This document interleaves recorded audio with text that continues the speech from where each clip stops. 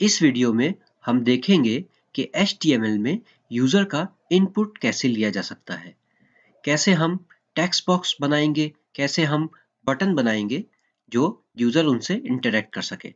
सबसे पहले हम एक फॉर्म का टैग डिफाइन करेंगे। मैंने फॉर्म का टैग खोला, फॉर्म का टैग बंद कर लिया।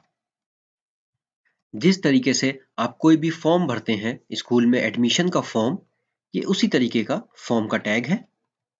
मैंने एक फॉर्म का टैग बना लिया है। अब इसके अंदर मैं अपना टेक्स्ट बॉक्स डालूंगा, अपना बटन डालूंगा। यहां पर मैं एक और टैग डिफाइन करता हूं, इनपुट,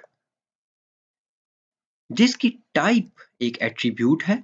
उसमें मैं डिफाइन करता हूं कि ये एक टेक्स्ट है। इस टैग को मैं क्लोज कर देता हूं।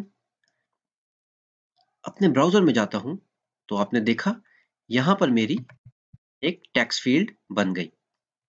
इस टेक्स्ट फील्ड में यूजर अपना डाटा इनपुट कर सकता है।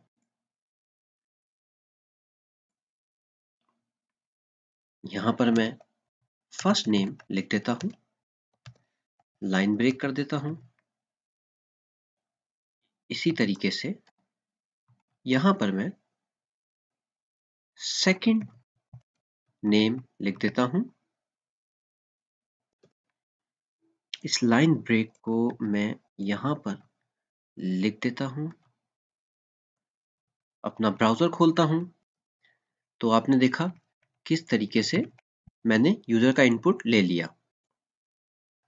अब एक और इनपुट की टाइप चेक करते हैं जो कि है रेडियो बटन। यहां पर मैं एक टेक्स्ट लिखता हूं, जेंडर। यहां पर मैं इनपुट का टैग लिखता हूं, टाइप एट्रीब्यूट, उसकी वैल्यू मैं लिखता हूं रेडियो।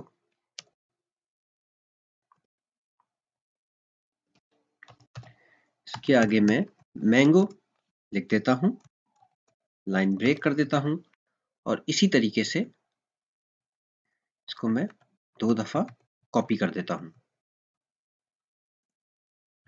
इसको एप्पल कर देता हूं,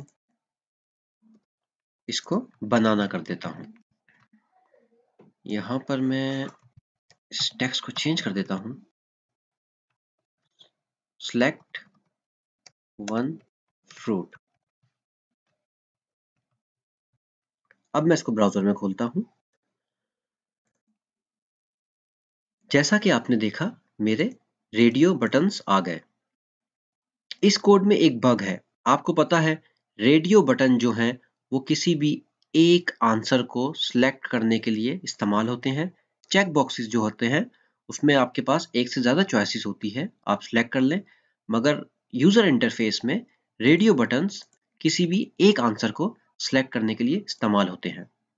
इसको हम कैसे अचीव करते हैं? अपने कोड में आते हैं। मैं यहां पर एक एट्रीब्यूट नेम डिफाइन करता हूं। इसको मैं फ्रूट, इसकी वैल्यू कर देता हूं। सेम मैं यहां भी नेम डिफाइन कर देता हूं। अब आपने देखा मेरे इनपुट में जिसकी टाइप रेडियो है, इसका नेम फ्रूट है, इसका नेम भी फ्रूट है, इसका नेम भी फ्रूट है। अब इन तीनों का सेम नेम है। अगर मैं ब्राउजर में जाऊंगा, अपना रेडियो ब्राउजर सेलेक्ट करता हूं, एप्पल सेलेक्ट करता हूं, आपने देखा मैंगो से हट गया था।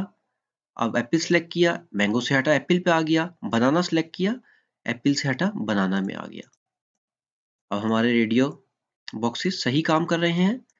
वन सिलेक्शन मैंने कैसे डिफाइन की? अगर मैं यहाँ पर फ्रूट लिख देता हूँ तो जो भी रेडियो बॉक्स हो, अगर उसका नेम सेम हो जिस ग्रुप का, ब्राउजर ऑटोमेटिकली उसमें से किसी एक चॉइस को आपको सिलेक्ट करने देगा।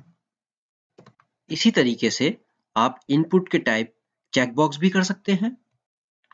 अगर मैं यहाँ पे रेडियो की जगह चेक बॉक्स लिख देता हूं तो आपने देखा मेरे चेक बॉक्सेस आ गए। इसी तरीके से अगर आपको ड्रॉप डाउन बॉक्स डिफाइन करना है, वो भी आप HTML में आसानी से अचीव कर सकते हैं। उसके लिए मैंने एक सिलेक्ट का टैग खोला और सिलेक्ट का टैग बंद किया। इसके अंदर मैं ऑप्शन का टैग खोला, यहाँ पर मैं ऑप्शन 1 लिख देता हूं और ऑप्शन का टैग बंद भी कर देता हूं। इसको मैं 3 दफा कॉपी कर लेता हूं। 2 3 4। अब अपने ब्राउजर में चेक करता हूं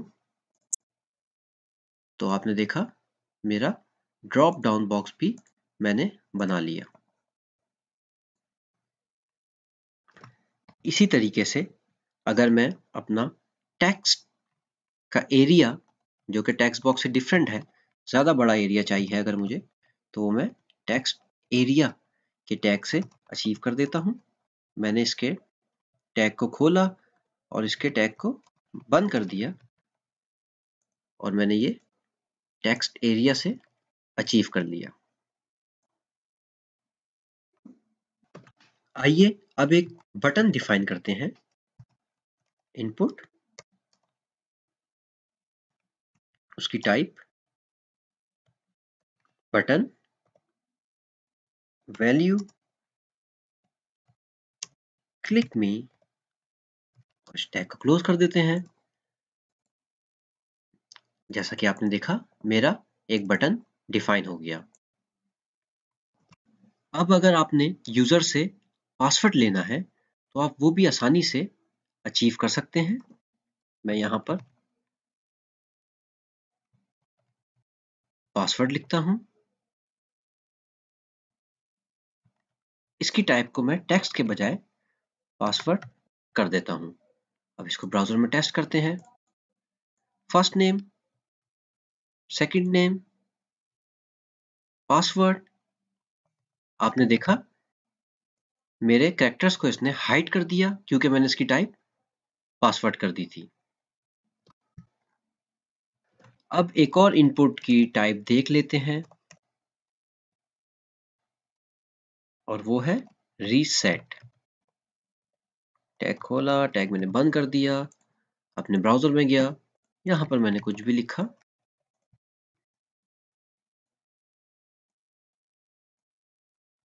अब अगर मैं रीसेट का बटन दबाता हूं तो आपने देखा सब कुछ रीसेट हो गया। जो भी इस फॉर्म के अंदर मेरे text boxes, check boxes, drop down menus थे वो रीसेट हो गए। अब एक और इनपुट की टाइप देख लेते हैं। इसको मैं कॉपी पेस्ट करता हूं, यहाँ पर एक BR का कोड डाल देते हैं। इसको मैं कर देता हूं डेट। ब्राउजर में जाता हूं, आपने देखा इसने मेरा पूरा कैलेंडर खोल दिया। ये मैंने अचीव किया इनपुट की टाइप डेट से। अब एक और इनपुट की टाइप देख लेते हैं जो है कलर। ब्राउजर में खोलते हैं, आपने देखा अब मैं कलर सिलेक्ट कर सकता हूं।